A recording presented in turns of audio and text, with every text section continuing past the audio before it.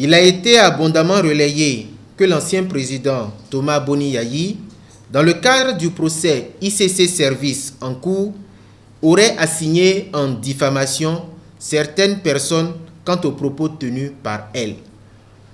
En notre qualité d'avocat de l'ancien président de la République, nous venons par le présent point de presse situer l'opinion publique sur la réelle nature de l'action judiciaire et expliquer les fondements juridiques et sociaux de la dite action. Sur la nature juridique de l'action dite, afin de ne pas laisser donc libre cours aux affirmations et interprétations erronées,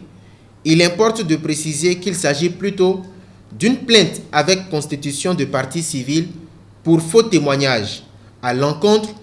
de l'ancien procureur général Georges Constant Amoussou pour avoir affirmé sans ambiguïté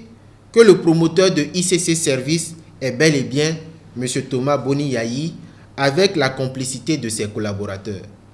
Cette plainte avec constitution de partie civile a été adressée au président du tribunal de première instance de première classe de Cotonou sur le fondement des dispositions de l'article 361 du Code pénal qui dispose ainsi qu'il suit. Quiconque sera coupable de faux témoignages en matière criminelle, soit contre l'accusé, soit en sa faveur, sera puni de la peine de la réclusion. Sur la justification juridique et sociale de l'action, ces allégations et insinuations ont été faites sous serment à une audience non seulement publique, mais de surcroît retransmise en direct sur plusieurs chaînes de radio du Bénin et par la presse écrite. Dans une atmosphère sociale lourdement chargée par la réouverture de cette affaire dont les séquelles tardent à cicatriser dans les familles disloquées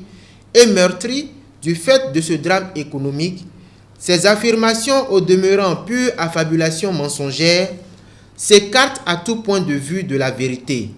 mais plus gravement tendent à présenter et installer M. Thomas Boni Yayi dans l'inconscient collectif comme la source de cette escroquerie à grande échelle. Il ressort des auditions qu'aucun élément de preuve n'a ni été requis par la Cour de répression des infractions économiques, ni par les avocats des parties au procès, ni été apporté par le procureur général dont la fonction et le grade antérieur renforcent l'obligation de prudence dans de tels cas, pour ne pas nuire par une telle attitude dolosive à l'honorabilité et à la réputation de notre client. À notre surprise, ni la Cour, ni le procureur spécial, et dans une moindre mesure les avocats, ayant adressé des questions aux témoins et qui doivent s'assurer de la véracité des faits allégués par un témoin et enclencher une action publique au besoin, n'ont encore veillé à l'exigence de la vérité. Cette situation pourrait instiller dans la conscience collective que les dites affirmations faites par M. Georges Constant Amoussou seraient fondées d'une façon ou d'une autre et exposer ainsi notre client à la vindicte populaire et aux accusations de tout genre, si ce n'est la véritable finalité recherchée à travers la retransmission en direct du dit procès sur les ondes de radio. M. Boni Yayi requiert de la justice qu'elle pallie à l'abstention de la Cour connaissant du procès dit ICC Service, notamment en matière d'exigence de preuves en soutien des allégations des témoins sachants et accusés. Il reste convaincu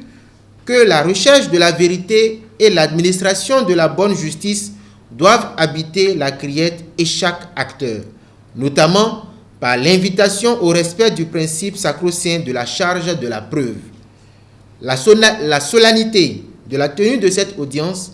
ajoutée à la gravité de ce drame économique qui a laissé des séquelles dans les familles, mérite que la plus grande rigueur dans la recherche de la vérité soit observée pour ne pas laisser place à des jugements populaires hâtifs. À cet effet, une équipe a été mise en place pour les besoins et à la demande de M. Boni Yayi pour tout le long du procès, relever